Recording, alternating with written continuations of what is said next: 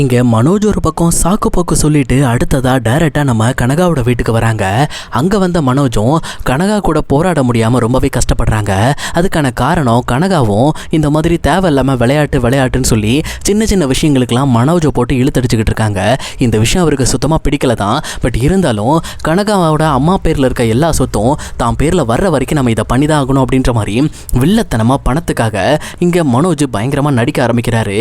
இப்படி இது ஒரு பக்கம் இருக்குன்னா இன்னொரு பக்கம் நம்ம விஜயாவும் வீட்டில் ரொம்ப டென்ஷனோட உட்காந்துட்டு இருக்காங்க. அதாவது எனக்கு பிடிக்காத 2 பேருக்கு கல்யாணம் ஆயிருக்கு, ஆனால் எனக்கு பிடிச்ச பையன் மனோஜுக்கு ஒரு நல்ல பொண்ணை பார்த்து கல்யாணம் பண்ணி வைக்க முடியலையே, இந்த ரோகிணியை டிவோர்ஸ் பண்ணுறதுக்கு என்னதான் பண்ணுறதுன்னு தெரியலையே அப்படின்ற மாதிரி இங்கே ரொம்ப வருத்தத்தோடு அவங்க யோசிச்சுக்கிட்டு இருப்பாங்க. அப்போ அவங்களும் சரி எதுக்கும் நம்ம லாயர்கிட்ட ஒரு ஐடியா கேட்டு பார்ப்போம் அப்படின்ற மாதிரி ஒரு ஐடியா வந்து அடுத்த நிமிஷமே இங்கே லாயருக்கு கால் பண்ணுறாங்க. கால் பண்ணி மேடம் உங்ககிட்ட நான் கொஞ்சம் பேசணும் அப்படின்ற மாதிரி சொல்கிறாங்க. ஆனால் அதுக்கு அந்த லாயரும் இங்கே பாருங்க விஜயா, நீங்கள் என்கிட்ட பேசி எந்த ஒரு பிரயோஜனமும் கிடையாது. ஏன்னா உங்கள் மருமக ரோகிணி இப்போ கர்ப்பமாக இருக்கா, அதனால நீங்கள் அவகிட்ட தான் பேசணும். அவகிட்ட பேசி சீக்கிரமாக டிவோர்ஸ் கொடுக்க சொல்லுங்க. அப்படி இல்லையா நீங்கள் உங்கள் பையனையும் உங்கள் மருமகளையும் சேர்த்து வச்சு ஒன்றா வாழ சொல்லுங்க. ஏன்னா இது 2 தான் வழி. ஏன்னா உங்களோட டிவோர்ஸ் கேஸை பொறுத்த வரைக்கும் நீங்களும் நானும் முடிவு பண்ண முடியாது. ஏன் உங்களோட பையன் மனோஜ் கூட முடிவு பண்ண முடியாது. உங்களோட மருமக ரோகிணி தான் முடிவு பண்ணணும். ஏன்னா அவங்க வயிற்றுல இப்போ மனோஜோட குழந்தை தான் வளர்ந்துகிட்டு இருக்கு அப்படின்ற மாதிரி அந்த லாயர் சொல்றாங்க. ஆனா இதை கேட்டுட்டு நம்ம விஜயாவோ டென்ஷன் ஆயிடுறாங்க. என்ன மேடம் இப்படியே சொல்லிட்டு இருக்கீங்க? மனோஜ் கிட்ட நான் கேட்டுட்டேன் மேடம், அவன் அடிச்சு சத்தியம் பண்ணி சொல்றான் ரோகிணியோட வயிற்றுல வளருது மனோஜோட குழந்தையே கிடையாது அப்படின்ற மாதிரி மனோஜ் சொல்றான் அப்படின்ற மாதிரி சொல்றாங்க. ஆனா இதை கேட்ட லாயரும் லைட்டா சிரிக்கிறாங்க. அப்போ விஜயாவும் என்ன மேடம் சிரிக்கிறீங்க அப்படின்ற மாதிரி கேட்கறதுக்கு, விஜயா இன்னுமே நீங்க உங்க பையனை ரொம்பவே வெள்ளந்தின்னு நினைச்சிட்டு இருக்கீங்க. சொல்லப்போனா நீங்க நினைக்கிற மாதிரிலாம் உங்க பையன் கிடையாது, அதை நல்லா புரிஞ்சுக்கங்க. உங்க பையன் வளர்ந்துட்டான். சொல்லப்போனா நீங்க வேணா உங்க பையன் சொல்ற பொய்யை நம்பலாம், ஆனா என்னால நம்ப முடியாது. நான் ஏன் இவ்வளோ கான்ஃபிடென்ட்டா மனோஜோட குழந்தை தான் ரோகிணியோட வயிற்றுல வளர்ந்துட்டு இருக்குன்னு சொல்றேன் அப்படின்னா அதுக்கான காரணமே ரோகிணி தான். சொல்லப்போனா ரோகிணி இந்த அளவுக்கு கான்ஃபிடென்ட்டா சொல்ல மாட்டா, அவ பொய் சொல்றவ தான், நிறைய இடத்துல ஏமாத்திருக்காதான். பட் இருந்தாலும் இந்த விஷயத்துல அவ பொய் சொல்லலங்கிறது எனக்கு நல்லாவே தெரியுது. ஏன்னா அவகிட்ட நான் தனிப்பட்ட முறையில் பேசும்போது கூட இந்த மாதிரி டிஎன்ஏ டெஸ்ட் எடுத்தா நீ மாட்டிக்கவாமா அப்படின்ற மாதிரி கேட்டதுக்கு, கண்டிப்பா மேடம் டிஎன்ஏ டெஸ்ட் எடுக்கிறதுக்கு நான் தயாரா இருக்கேன், மனோஜோட குழந்தை தான் என் வயிற்றுல வளர்ந்துட்டு இருக்கிறதுக்காக நான் 100% சத்தியம் பண்ணுவேன் அப்படின்ற மாதிரி என்கிட்ட அடிச்சு பேசினாங்க. அந்த பொண்ணு இந்த அளவுக்கு கான்ஃபிடென்ட்டா என்கிட்ட பேசினது கிடையாது. அந்த பொண்ணு பேசினதை வச்சே நான் புரிஞ்சுக்கிட்டேன் உங்க பையனோட வாரிசு தான் அந்த பொண்ணோட வயிற்றுல வளர்ந்துகிட்டு இருக்கு. நீங்க என்னதான் தலையில் நின்று தண்ணி குடிச்சாலும் இனிமேல் உங்க பையனோட டிவோர்ஸ் அந்த பொண்ணோட கையில தான் இருக்கு. அதனால நீங்க முதல்ல அந்த பொண்ணுகிட்ட பேசுங்க அப்படின்ற மாதிரி லாயர் சொல்லிட்டு காலை கட் பண்ணிடுவாங்க. அதுக்கப்புறம் இங்க விஜயாவும் ரொம்ப டென்ஷன் ஆகுறாங்க. இவங்க சொல்றதெல்லாம் பார்த்தா உண்மையாலுமே மனோஜ் தான் அந்த தப்பு பண்ணிருப்பான்னு நினைக்கிறேன். ஆனா அவன் என்கிட்ட என் மேல இருக்கிற பயத்தினால போய் சொல்லிக்கிட்டு இருக்கான். இப்போ எப்படியாவது நம்ம பையன் பண்ண தப்ப நம்ம சரி பண்ணணும் அப்படின்ற மாதிரி விஜயா யோசிக்கிறாங்க. ஆனா விஜயா இந்த அளவுக்கு கொடூரமா யோசிப்பாங்கன்னு யாருமே யோசிக்கல. சொல்லப்போனா அவங்க இங்க ரோகிணியோட வயிற்றுல இருக்கிற கருவை அவங்களுக்கு தெரியாம அழிக்கணும் அப்படின்ற மாதிரி ஒரு முடிவு எடுக்கிறாங்க. இந்த முடிவுக்கு நம்ம மனோஜையும் கூட்டு சேர்த்துக்கணும். மனோஜ் மூலமா தான் இந்த விஷயத்த பண்ண முடியும் அப்படிங்கிறத அவங்களும் தெரிஞ்சுக்கிறாங்க. அதுக்கப்புறம் ஃபஸ்ட்டு எடுத்தோடனே ஒரு பிளானை போடுறாங்க. அந்த பிளான் எப்படின்னா, பார்வதி நீ வர வெள்ளிக்கிழமை கோயிலுக்கு போகிறேன்னு சொல்லிட்டு இருந்தல, நீ போகும்போது நான் உன் வீட்டுக்கு வரேன். சொல்லப்போனா நீ மட்டும் கோயிலுக்கு போயிட்டு வா, நான் ரோகிணியை கூப்பிட்டு வச்சு அவகிட்ட கொஞ்சம் பேசணும்னு நினைக்கிறேன் அப்படின்ற மாதிரி இங்கே டேரெக்டாக நம்ம பார்வதி கிட்ட பேசுவாங்க.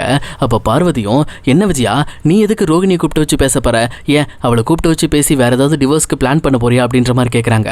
ஆனால் விஜயாவோ அப்படிலாம் இல்லை பார்வதி, சொல்லப்போனால் ரோகிணி கிட்ட பேசி இதுக்கப்புறம் அவள் நல்ல விதமாக இருப்பா அப்படின்னு சொன்னான்னா என் பையனோட அவளை சேர்த்து வைக்கலான்னு முடிவு பண்ணியிருக்கேன். அதுக்காக என் பையன் மனோஜையும் ரோகிணியும் வர சொல்லி 2 பேர்கிட்டையும் ரொம்பவே கிளியரா தெளிவா பேசணும்னு முடிவு பண்ணியிருக்கேன் அப்படின்ற மாதிரி சொல்றாங்க. அப்ப இதை கேட்ட பார்வதிக்கு ரொம்ப சந்தோஷமா இருக்கு. பரவாயில்ல விஜயா, நீ இந்த மாதிரி நல்ல விதமா யோசிப்பேன்னு நான் நினைக்கவே இல்லை. இப்போவாவது ரோகிணியை பத்தி புரிஞ்சுக்கிட்டியே. சரி விடு, கண்டிப்பா நான் வெள்ளிக்கிழமை நான் இங்க காலையில கோயிலுக்கு போயிடுவேன். சிவன் தான் என்ன பிக்கப் பண்ண வருவாரு. அவர் வந்ததுக்கு அப்புறம் நான் கிளம்பிடுறேன். நான் கிளம்பும் போது உங்ககிட்ட சாவியை கொடுத்துட்டு போயிடுறேன். நீ ரோகிணியும் மனோஜையும் கூப்பிட்டு வச்சு நல்ல விதமா பேசி அவங்க 2 பேரையும் ஒன்னா சேர்த்து வைக்கிற வழியை பாரு. பரவாயில்ல, கடவுள் எப்படியோ அந்த ரோகிணிக்கு வழிகாட்டிட்டான் அப்படின்ற மாதிரி பார்வதி ஒரு பக்கம் சந்தோஷப்பட்டு இருக்காங்க.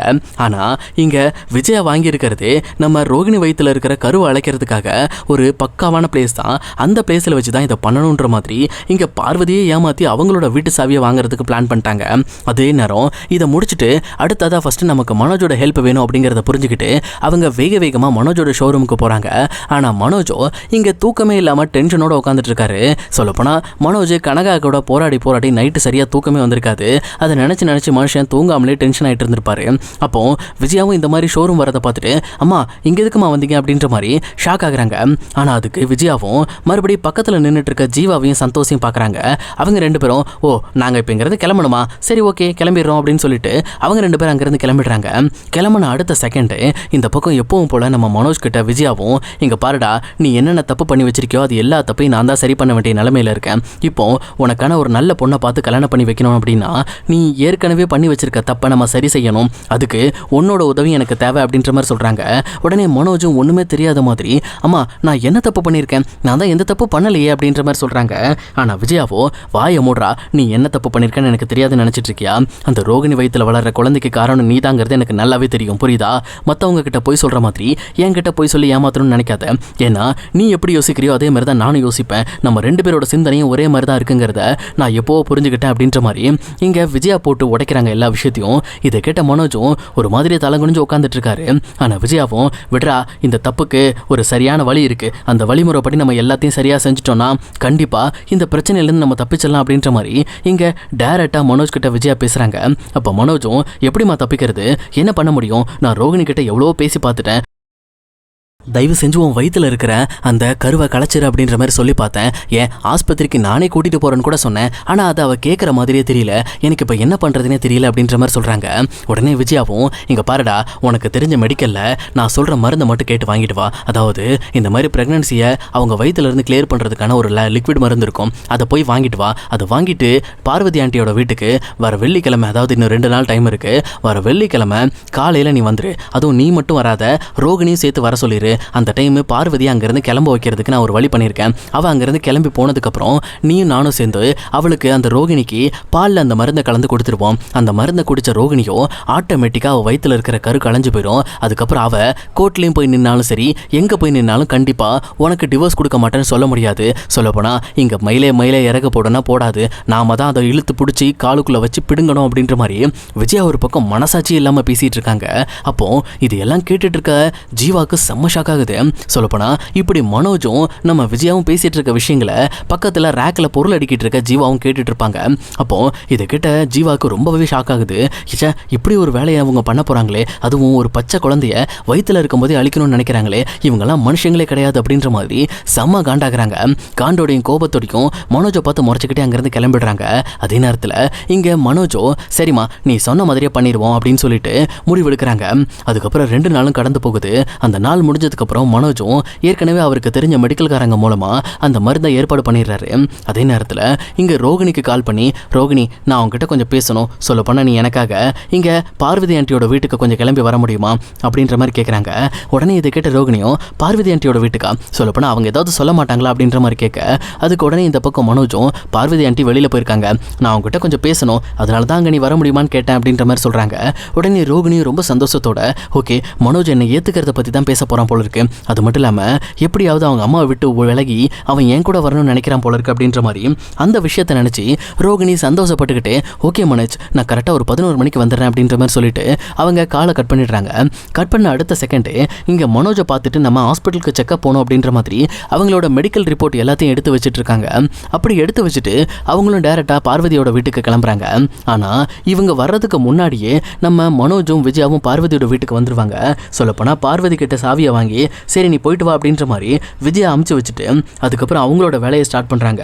உள்ள ஒரு 1/2 லிட்டர் பாலை வாங்கிட்டு வந்து காய்க்க ஆரம்பிக்கிறாங்க. பால் காய்ச்சி முடிச்சதுக்கப்புறம் ரோகிணி வந்த உடனே இந்த மருந்தை கலந்து கொடுத்துருவோம். சொல்லப்போனால் இந்த மருந்தோட ஃப்ளேவர் கண்டிப்பாக அவளுக்கு தெரியாது, ஏன்னா இதுவுமே ஃப்ளேவர் இல்லாமல் தான் இருக்குது அப்படின்றத புரிஞ்சுக்கிட்டு ரோகிணிக்கு ஆப்பு வைக்கிறதுக்கு தயாராகிட்டு இருக்காங்க. ஆனால் இது எதுவுமே தெரியாத ரோகிணியோ ரொம்பவே கேஷுவலாக இந்த பக்கம் பார்வதி ஆண்டியோட வீட்டுக்கு வராங்க. அப்போது ஃபஸ்ட்டு மனோஜ் தான் கதவை திறக்கிறாரு. திறந்து ரோகிணியை உள்ளே கூப்பிட்டு உட்கார வைக்கிறாரு. ரோகிணியோ என்ன மனோஜ் ரொம்ப நாள் கழிச்சு என்கிட்ட நீ பாசமாக பேசணும்னு என்னை கால் பண்ணி கூப்பிட்டேன், சொல்லப்போனால் என் மேலே இருக்க கோபம்லாம் உனக்கு போயிடுச்சா, இதுக்கப்புறம் இந்த வயிற்றில் இருக்க குழந்தைய நீ அபார்ட் பண்ண சொல்ல மாட்டல அப்படின்ற மாதிரி கேட்குறாங்க. அதுக்கு மனோஜும் அவங்க அம்மா சொல்லி கொடுத்த மாதிரி நடிக்க ஆரம்பிக்கிறாரு. கண்டிப்பாக ரோகிணி, கண்டிப்பாக இனிமேல் உன் வயிற்றில் இருக்க நம்ம குழந்தைய நான் அழிக்கணும்னு சொல்ல மாட்டேன், ஏன்னா இனிமேல் நம்ம 2 பேரும் ஒன்றா சேர்ந்து வாழ போகிறோம் அந்த குழந்தைக்காக அப்படின்ற மாதிரி மனோஜ் ஆசை வார்த்தைகளை சொல்லி ஏமாற்ற பார்க்குறாரு. அதே நேரத்தில் ரோகிணி நீ இப்போ இரு, சொல்லப்போனால் நீ இப்போ எதுவுமே சாப்பிடாம வந்திருப்பேன்னு எனக்கு நல்லாவே தெரியும். அது மட்டும் இல்லாமல் பார்வதி ஆண்டி இங்கேருந்து கிளம்புறதுக்கு முன்னாடியே பால் காய்ச்சி வச்சிருக்கேன்னு சொன்னாங்க. நான் உனக்கு கொஞ்சம் பால் எடுத்துகிட்டு வரேன் அப்படின்னு சொல்லிட்டு இவர் உள்ளே போக பார்க்குறாரு. அப்போ ரோகிணி நானும் கூட வரேன் அப்படின்னு சொல்கிறதுக்கு கரெக்டாக மனோஜும் ஆஹா நீ இங்கே தான் இருக்கணும், இந்த டைமில் நீ நல்லா ரெஸ்ட் எடுக்கணும். சொல்லப்போனால் நிறைய இடத்துல விசாரித்தேன், இப்படி ஸ்டார்டிங் ப்ரெக்னன்சி டைமில் நீ ரொம்பவே ரிஸ்க் எடுக்கக்கூடாதான், ரொம்பவே லேசாக உடம்பு வச்சுக்கணும், ரொம்பவே அதிகமாக எஃபர்ட் போடக்கூடாது அப்படின்ற மாதிரி இங்கே ரோகிணிக்கு நல்ல விஷயங்களாக பார்த்து அட்வைஸ் பண்ணுற மாதிரி ஒரு பக்காவான ஆக்டிங்கை போட்டுட்ருக்காப்ல. அப்போது இது எல்லாம் கேட்ட ரோகிணியும் மனோஜோட வார்த்தையில் உண்மை இருக்குன்னு நம்பி அதே இடத்துல உட்காடுறாங்க. ஆனால் மனோஜோ உள்ளே இருக்கிற விஜயா கிட்ட போயிட்டு அம்மா நீங்கள் சொன்ன மாதிரி அவளை உட்கார வச்சுட்டேன், இதனால எந்த பிரச்சனையும் வந்துடாதில்ல அப்படின்ற மாதிரி கேட்குறாங்க.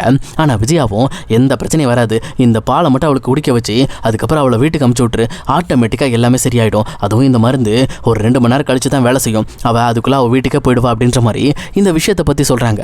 சொல்லிட்டு சரி அப்படின்ற மாதிரி அந்த பாலில் அந்த மருந்தையும் கலக்கிறாங்க. கலந்து மனோஜ் கையில் கொடுத்து இதை அவகிட்ட கொடுத்துட்றா அப்படின்ற மாதிரி சொல்கிறாங்க. அதுக்கேற்ற மாதிரியே மனோஜும் இங்கே அந்த பாலை கொண்டு வந்து ரோகிணி கிட்ட கொடுக்க ரோகிணியும் ரொம்ப ஆசையோடு அந்த பாலை வாங்கி பரவாயில்ல மனோஜ், இப்போ தான் ரொம்ப நாள் கழிச்சு உன் கூட நான் முழு மனசோட நிம்மதியாக பேசிக்கிட்டு இருக்கேன், இந்த மாதிரி எனக்கு நம்பிக்கையான நீ ஒருத்தன் இருந்தால் போதும், எனக்கு வேறு எதுவுமே தேவையில்லை அப்படின்ற மாதிரி ரொம்பவே கான்ஃபிடென்ட்டாகவும் நம்பிக்கையோடும் பேசிகிட்டு இருக்காங்க. ஆனால் இப்படி அவங்க பேசிக்கிட்டே அந்த பாலை குடிக்கலான்னு சொல்லி போகும்போதும் விஜயா உள்ளே இருந்து அதை கவனிச்சுக்கிட்டு இருக்காங்க. ஆனால் அந்த டைமில் ரோகிணிக்கு ஒரு கால் வருது. அவங்களும் சரி என்ன கால்னு தெரியல, ஒரே நிமிஷம் ஏதோ கிளைண்டாக இருக்கும்னு நினைக்கிறேன் மனோஜ், இரு நான் பேசுகிறேன் அப்படின்னு சொல்லிட்டு பாலை கீழே வச்சுட்டு கால் அட்டன் பண்ணுறாங்க. ஆனால் அட்டன் பண்ணால் கால் சவுண்டு விட்டு விட்டு கேட்குது. ஆனால் ஏதோ எமர்ஜென்சி அப்படிங்கிறது மட்டும் புரியுது, யாரோ ஒருத்தர் சத்தம் போடுற மாதிரி இருக்குது. உடனே இங்கே நம்ம ரோகிணியும் ஒரு நிமிஷம் மனோஜ் ஏதோ சிக்னல் கிடைக்கல போல இருக்குது, நான் வெளியில் பேசிட்டு வந்துடுறேன் அப்படின்னு சொல்லிட்டு இங்கே ரோகிணியும் அந்த வாசலை விட்டு வெளியில் வராங்க. ஆனால் அப்போ மனோஜும் என்னமா இவ லேட் பண்ணிருக்கா அப்படின்ற மாதிரி உள்ளே இருக்கிற விஜயா கிட்ட சைகையில் பேசுகிறாங்க. விஜயாவும் பொறுமையாடுறா அவள் வருவா அப்படின்ற மாதிரி சொல்லிட்டு இந்த பக்கம் அமைதியாக காத்துக்கிட்டு இருக்காங்க. ஆனால் அதே நேரம் இங்கே யாருமே எதிர்பார்க்காத மாதிரி நம்ம ஜீவா தான் ரோகிணிக்கு கால் பண்ணியிருப்பாங்க. ஏன்னா இப்படி ஒரு அசம்பாவிதம் நடக்கிறத நம்மளால் தடுக்க முடிஞ்சும் தடுக்காமல் இருந்தோம்னா அது ரொம்ப பெரிய பாவம் அப்படிங்கிறத புரிஞ்சுக்கிட்ட ஜீவாவும் எதை பற்றியும் யோசிக்காம தனக்கு வேலை போனாலும் பரவாயில்ல, தன்னை பற்றி தெரிஞ்சுக்கிட்டாலும் பரவாயில்ல அப்படின்னு சொல்லிட்டு இங்கே ரோகிணிக்கு கால் பண்ணி ரோகிணி நீங்கள் இப்போ மனோஜை பார்க்கறதுக்கு யாரோ உங்களுக்கு தெரிஞ்ச பார்வதின்றவங்க வீட்டுக்கு தானே போயிருக்கீங்க அப்படின்ற மாதிரி கேட்குறாங்க. உடனே இதை கேட்டு நம்ம ரோகிணியும் ஆமாம் நான் மனோஜை பார்க்க வந்த விஷயம் உனக்கு எப்படி தெரியும், மனோஜ் உங்ககிட்ட சொன்னானா அப்படின்ற மாதிரி கேட்குறாங்க. ஆனால் அதுக்கு இங்கே நம்ம ஜீவாவும் இல்லை அவர் என்கிட்ட சொல்லலை, அவரும் அவங்க அம்மாவும் பேசிக்கிட்டு இருந்தாங்க. சொல்லப்போனால் நீங்கள் அந்த இடத்துக்கு போனதுக்கப்புறம் எப்படியோ உங்ககிட்ட இந்த மாதிரி ஆசை வார்த்தை பேசி உங்களை அமைதியாக அங்கே உட்கார வச்சு உங்கள் வயிற்றில் இருக்க குழந்தைய அழிக்கிறதுக்கு அவங்க ஏதோ பண்ண போகிறாங்க, அதை பற்றி அவங்க டிஸ்கஸ் பண்ண தான் நான் கேட்டேன், அதனால தான் உங்களுக்கு கால் பண்ணி சொன்னேன். இதை 2 நாளைக்கு முன்னாடி அவங்க பிளான் பண்ணிட்டாங்க. ஆனால் நான் இதை பற்றி உங்ககிட்ட சொல்லலாமா வேண்டாமான்னு சொல்லி ரொம்பவே குழப்பி யோசிச்சிட்டேன். ஆனால் இதுக்கப்புறம் தான் முடிவு பண்ணேன், ஒரு குழந்தை விஷயத்தில் விளையாடக்கூடாது, அதுவும் நீங்கள் மனோஜை உயிருக்குற லவ் பண்ணிட்டு இருக்கீங்க, உங்களுக்கு மனோஜ் துரோகம் பண்ணிக்கிட்டு இருக்காரு, இந்த விஷயத்தை உங்ககிட்ட சொல்லாமல் இருக்கக்கூடாதுங்கிறதுக்காக தான் இப்போ நான் ரிஸ்க் எடுத்து உங்ககிட்ட பேசிக்கிட்டு இருக்கேன். தயவு செஞ்சு அவங்க ஏதாவது கொடுத்தாலோ இல்லை ஏதாவது அவங்க பண்ணாலோ நீங்கள் அந்த இடத்த விட்டு வெளியில் வந்துடுங்க, ஏன்னா அதை சாப்பிட்றாதீங்க, அதில் ஏதாவது மருந்து கூட கலந்துருக்க வாய்ப்பு இருக்குது அப்படின்ற மாதிரி இந்த பக்கம் நம்ம ஜீவா ஒரு பக்கம் வார்னிங் பண்ணிடுவாங்க. அப்போ இதை கேட்ட உடனே தான் நம்ம ரோகிணியும் செம்ம ஷாக் ஆகுறாங்க. அப்போனா மனோஜ் அப்போ என்னை ஆசை வார்த்தை காட்டி இப்படி வர சொன்னதுக்கான காரணம் என் வயிற்றில் இருக்கிற இந்த குழந்தைய அழிக்கிறதுக்கா அப்படின்ற மாதிரி நினச்சி செம்ம ஷாக் ஆகுறாங்க. அப்படி ஷாக்கோடையே இங்கே ரோகிணி உள்ளே வராங்க. உள்ளே வந்த ரோகிணியோட முகத்தில் ஒரு பயங்கரமான கோபம் இருக்குது. அவங்க எதை பற்றியும் யோசிக்காமல் வேகமாக கிச்சனை பார்த்து போகிறாங்க. அங்கே போய் பார்த்தா கிச்சனுக்குள்ளே நம்ம விஜயா நின்றுட்டு இருக்காங்க. விஜயாவும் இவளை பார்த்துட்டு ஷாக் ஆகுறாங்க. அதே நேரத்தில் இங்கே மனோஜை பார்த்து ரோகிணி திரும்பி ஏன் மனோஜ் அப்போனா என் வயிற்றில் இருக்க குழந்தைய அழைக்கிறதுக்கு நீயும் உங்கள் அம்மாவும் சேர்ந்து பிளான் பண்ணி இந்த வேலைகள்லாம் பண்ணுறீங்களா? நான் உன் மேலே எவ்வளோ நம்பிக்கை வச்சுருந்தேன், எவ்வளோ ட்ரஸ்டடாக இருந்தேன், ஆனால் அது எல்லாத்தையும் நீ உடைச்சிட்டல, இந்த அளவுக்கு ஒரு கேவலமான செயலை நீ செஞ்சிட்டல அப்படின்ற மாதிரி ரோகிணி இங்கே அழுதுகிட்டு இருக்காங்க. அதே நேரத்தில் பார்வதியும் என்னடி ரொம்ப ஆக்டிங் போடுற, நீ ஏன் என் பையனை ஏமாற்றி கல்யாணம் பண்ணவதான், இப்போ என் பையன் மூலமாக உன் வயிற்றில் ஒரு குழந்தை வந்துருச்சுங்கிறதுக்காக என் பையன் உன்னை ஏற்றுக்க முடியுமா? அப்படிலாம் ஏற்றுக்க முடியாது. ஒழுங்காக என் பையனோட குழந்தை உன் வயிற்றில் இருக்குல்ல, அதை அழிச்சிட்டு நீ வேற ஒரு வாழ்க்கையை பார்த்துட்டு கிளம்பு, என் பையனோட வாழ்க்கையை விட்டு விலகி போயிரு அப்படின்ற மாதிரி விஜயா ரொம்பவே ஹாஷாக பேசிகிட்டு இருக்காங்க. அப்போ கரெக்டாக அந்த இடத்துக்கு கதவை திறந்துக்கிட்டு உள்ள பார்வதி வராங்க. பார்வதியும் இங்கே ஏதோ பிரச்சனை நடந்துட்டு இருக்கு அப்படிங்கிறத பார்த்துட்டு என்னாச்சு என்ன பிரச்சனை அப்படின்ற மாதிரி கேட்க ரோகிணி தான் நடந்த விஷயத்தை பற்றி எடுத்து சொல்கிறாங்க. இதை கேட்ட பார்வதிக்கு அப்படியே ரத்தம்லாம் கொதிச்சு போயிடுது. என் பக்கத்தில் இருக்க சிவன் கூட டென்ஷன் ஆகிடுறாரு. அப்போ அவரும் உங்களுக்குலாம் மனசாட்சி இருக்கா இல்லையாமா, என்னம்மா நீங்கள் நினச்சிட்டு இருக்கீங்க, இந்த மாதிரி ஒரு பொண்ணுக்கு அபார்ட் ஆக்கிறதுக்கு மருந்து கொடுக்கறதுக்கு ட்ரை பண்ணியிருக்கீங்க, அதுவும் பார்வதியோட வீட்டில் வச்சு, முதல்ல வெளியில் போங்க, நீங்கள் எல்லாம் பார்வதியோட ஃப்ரெண்டுன்னு சொல்கிறதுக்கு எனக்கு வெக்கமாக இருக்குது அப்படின்ற மாதிரி சிவன் ஒரு பக்கம் கோவப்படுவார். ஆனால் அப்போ சிவனை பார்த்து விஜயாவும் நீ யாருன்னே எனக்கு தெரியாது, நீ எதுக்கு தேவையில்லாமல் என்கிட்ட வந்து தலையிட்டு பேசிகிட்டு இருக்க, ஒழுங்காக வாய மூடு, இதை பார்வதி தான் சொல்லணும், நீ பேசக்கூடாது அப்படின்ற மாதிரி சிவனை மரியாதை இல்லாமல் பேச ஆரம்பிக்கிறாங்க. ஆனால் இதை பார்த்துட்டு இருக்க பார்வதியும் இங்கே விஜயா பக்கத்தில் வந்து பலார்னு விஜயாவோட கணத்தில் ஒரு அறை விடுறாங்க.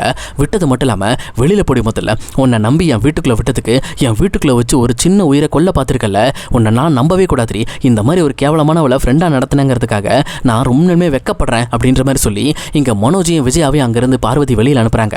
அப்போ ரோகிணி அங்கே உட்கார வச்சு நீ கவலைப்படாத ரோகிணி, உனக்கு இனிமேல் நான் ஆதரவாக இருப்பேன், யார் ஆதரவாக இல்லைனாலும் பரவாயில்ல, நான் உன் கூட இருப்பேன் அப்படின்ற மாதிரி சொல்கிறாங்க. அப்போ உடனே சிவனும் இங்கே பாருமா, உன்னை அவங்க ரொம்ப டார்ச்சர் பண்ணுற மாதிரி தெரிஞ்சிச்சுன்னா பேசாமல் அவங்க மேலே போயிட்டு ஒரு கேஸ் ஒன்று கூட, அந்த கேஸ்லேயே கண்டிப்பாக அவங்க 2 பேரும் உள்ளே போயிடுவாங்க அப்படின்ற மாதிரி சிவன் சொல்கிறாரு. ஆனால் ரோகிணியோ இன்னைக்கு நடந்த விஷயத்தை ஏற்றுக்க முடியாமல் பயங்கரமாக அழ ஆரம்பிக்கிறாங்க. இப்போ ரோகிணி அடுத்து என்ன முடிவெடுக்க போகிறாங்க? விஜயா தான் வயிற்றில் இருக்க குழந்தைய அழிக்கிற அளவுக்கு போயிட்டாங்க. இதுக்கப்புறம் அவங்க விஜயாவை வெளியில் விட்டு வச்சா கண்டிப்பாக பிரச்சனை பெருசு தான். அதனால ரோகிணி விஜயாவுக்கு ஒரு பயங்கரமான ஆப்பு வச்சா நல்லா இருக்கும்னு நினைக்கிறீங்களா? கண்டிப்பாக அதை ரோகிணி செய்வாங்க. ஏன்னா இது வரைக்கும் ரோகிணியை கஷ்டப்படுத்தினாங்க, அதை அவங்க ஏற்றுக்கிட்டாங்க. ஆனால் இப்போ ரோகிணியோட குழந்தை மேலே அட்டாக் பண்ண ஆரம்பிச்சிட்டாங்க. இதுக்கப்புறம் கண்டிப்பாக ரோகிணி பொறுக்க போகிறதில்ல. பார்க்கலாம் ரோகிணியோட முடிவு எப்படி இருக்க போகுது, அவங்க விஜயாவையும் மனோஜுக்கும் என்ன தண்டனை கொடுக்க போகிறாங்க அப்படிங்கிறத இனி வரப்போகிற எபிசோடில் நம்ம கண்டிப்பாக வெயிட் பண்ணி பார்க்கலாம்.